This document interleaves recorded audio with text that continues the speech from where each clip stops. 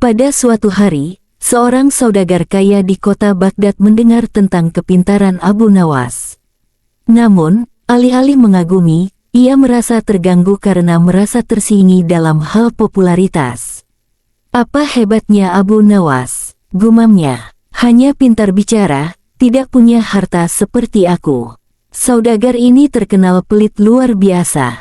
Tiap hari rumahnya penuh makanan lezat, tetapi tak ada satupun tetangga yang pernah merasakannya. Ia bahkan menghitung jumlah kurma yang dimakan para pembantunya. Suatu ketika, sang raja mendengar keluhan rakyat soal kepelitan si saudagar. Raja lalu memanggil Abu Nawas dan berkata, "Abu Nawas, bisakah kau memberi pelajaran kepada orang kaya yang pelit itu? Tapi dengan caramu yang lucu dan tak menyakitkan." Abu Nawas tersenyum, "Serahkan padaku, tuanku." Keesokan harinya, Abu Nawas datang ke rumah si saudagar sambil membawa sekantong besar biji wijen. Ia mengetuk pintu. Ketika dibuka, ia langsung berkata, "Wahai tuan saudagar, aku datang membawa biji emas dari timur. Ini hanya untuk orang yang tahu nilainya." Telinga si saudagar langsung berdiri.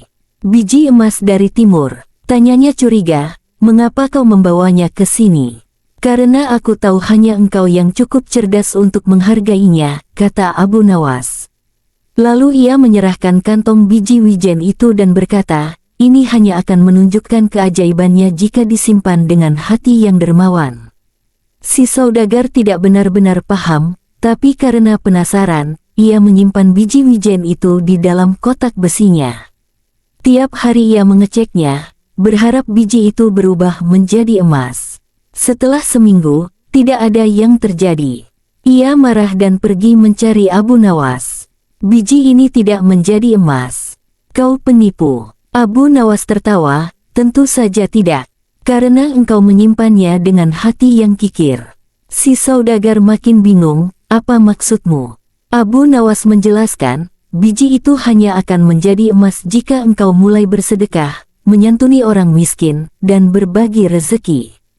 Kalau tidak, itu hanya akan tetap menjadi biji biasa. Omong kosong. Tapi lihatlah, karena biji itu, kini engkau mulai keluar rumah, berbicara dengan orang, bahkan bersedekah demi melihat keajaiban. Itu saja sudah lebih berharga dari emas." Orang-orang di sekitar yang mendengar pembicaraan itu pun tertawa geli.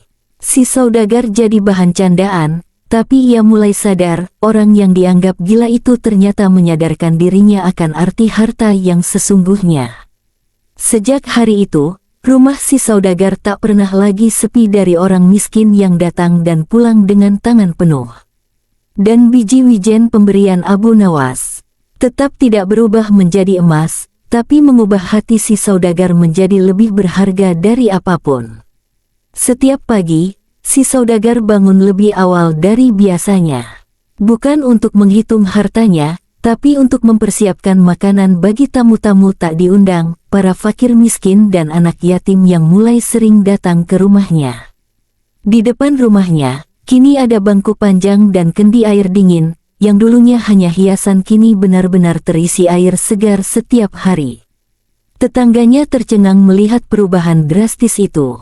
Salah seorang berkata, "Apakah saudagar kita sakit jiwa? Atau hartanya jatuh miskin?" Tapi mereka tak menemukan tanda-tanda kekacauan, bahkan rumahnya makin ramai dan terang. Rupanya kebahagiaan yang dulu disimpan rapat kini mulai keluar lewat senyum saudagar sendiri. Namun, satu hal tetap mengganggu pikirannya, biji wijen itu belum berubah jadi emas. Ia mengambil kantong itu, membawanya ke Abu Nawas, dan bertanya, "Aku sudah bersedekah, sudah membantu orang miskin, tapi biji ini belum berubah. Mengapa?" Abu Nawas tidak langsung menjawab. Ia justru mengajak saudagar itu berjalan menyusuri pasar, lalu melewati gang-gang sempit, menuju sebuah rumah reyot di pinggir kota. Di dalam rumah itu, tinggal seorang nenek renta yang lumpuh, hidup sebatang kara. "Wahai nenek," kata Abu Nawas, "masih adakah makanan di rumahmu hari ini?" Sang nenek menjawab lirih, "Hari ini ada." Ada pria dermawan yang mengirimi aku roti hangat dan sup, katanya, dari seorang saudagar yang berhati emas. Wajah si saudagar memerah. Ia tak menyangka perbuatannya sampai ke tempat seperti itu. Lihatlah, kata Abu Nawas perlahan, biji itu memang belum menjadi emas di matamu. Tapi di mata orang-orang ini, kau sudah jadi emas. Bahkan lebih dari emas. Mereka pun kembali ke rumah saudagar. Abu Nawas lalu mengambil segenggam biji wijen dan menaburkannya ke tanah di taman rumah itu. Suatu hari, ini akan tumbuh. Dan saat itu, kau akan tahu bahwa emas sejati bukan yang bisa ditimbang, tapi yang bisa dikenang. Beberapa bulan kemudian, taman di rumah saudagar dipenuhi tanaman wijen yang subur. Dari hasil panennya, ia membuat minyak wijen dan membagikannya ke warga miskin secara gratis. Orang-orang menjuluki rumah itu sebagai rumah emas yang tak terlihat. Dan anehnya, sejak saat itu, bisnis saudagar justru makin lancar. Ia mendapat kepercayaan dari orang banyak, rezekinya bertambah, dan ia pun makin dermawan. Sampai suatu hari, ia tersenyum sambil melihat kantong tua biji wijen itu, lalu berkata sendiri, Abu Nawas memang gila. Tapi kegilaannya menyelamatkanku dari kebodohan yang selama ini kusebut kebijaksanaan. Malam hari, angin Baghdad berhembus lembut menerpa jendela rumah sang saudagar. Ia duduk di beranda sambil memandangi langit yang dipenuhi bintang. Di tangannya masih tergenggam kantong kain lusuh tempat biji wijen itu dulu disimpan. Tangannya menggenggamnya erat, seolah itu bukan sekadar kantong biji, melainkan kunci yang telah membuka pintu hidupnya yang baru. Tiba-tiba terdengar suara langkah kaki mendekat.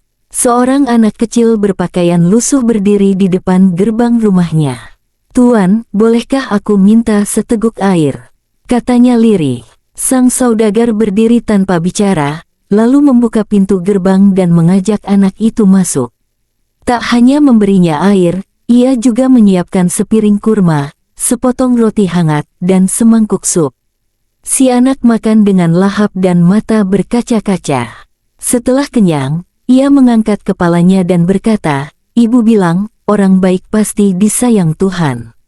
"Terima kasih, Tuan." Ucapan sederhana itu seperti panah yang menembus dada sang saudagar. Dahulu, ia merasa hebat karena hartanya. Kini, ia merasa berarti karena bisa menyentuh hati. Malam itu, ia tidur lebih nyenyak dari sebelumnya.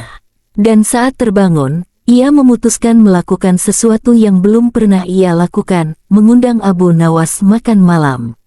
Abu Nawas datang dengan senyum lebar, mengenakan jubah usangnya yang tetap bersih.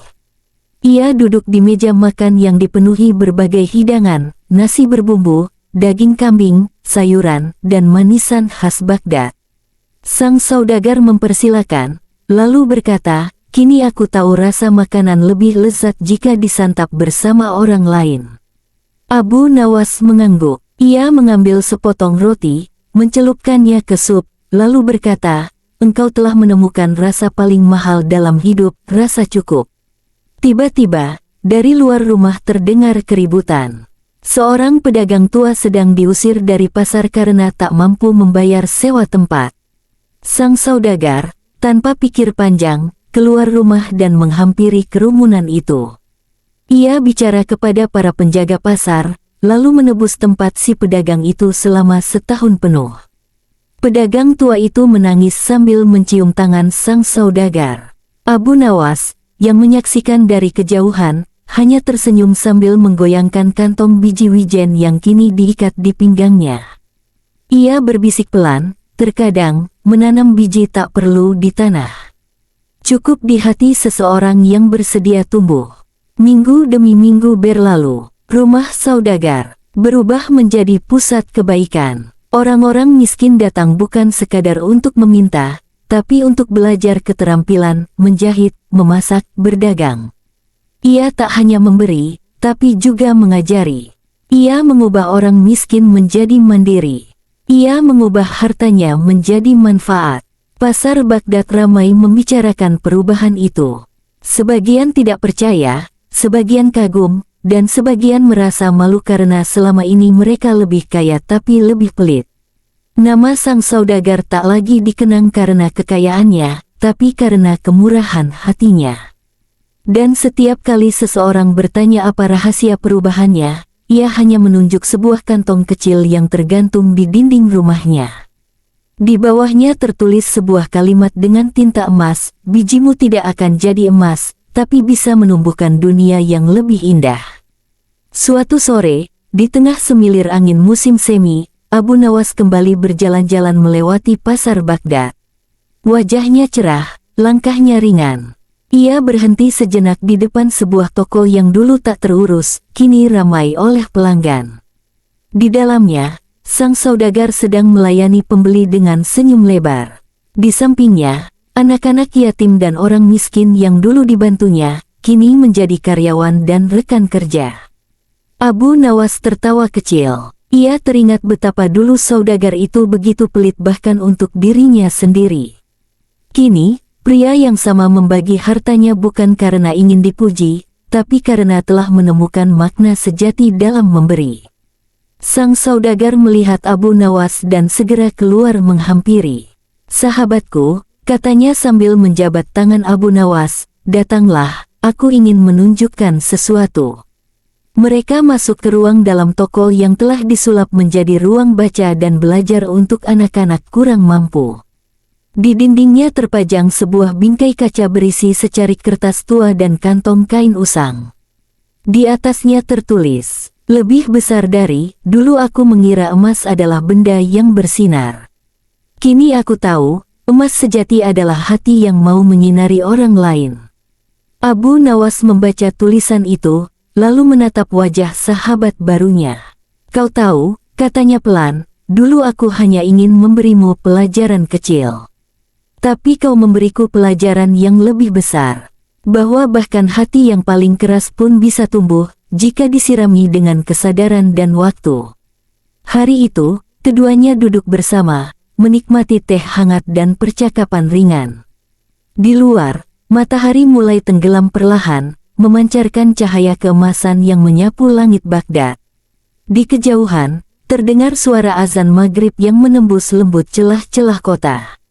Orang-orang mulai bergegas menuju masjid. Abu Nawas dan sang saudagar berdiri, lalu melangkah bersama, menyusuri jalanan yang dahulu penuh keluh, kini penuh syukur. Malam itu, kota Baghdad tidak hanya diselimuti malam, tapi juga kehangatan. Dari sebuah toko kecil di sudut pasar, cahaya lampu tampak temaram, namun cukup terang untuk mengingatkan siapa saja yang melihatnya, bahwa perubahan besar bisa dimulai dari satu kantong biji wijen, dan satu niat untuk menjadi lebih baik.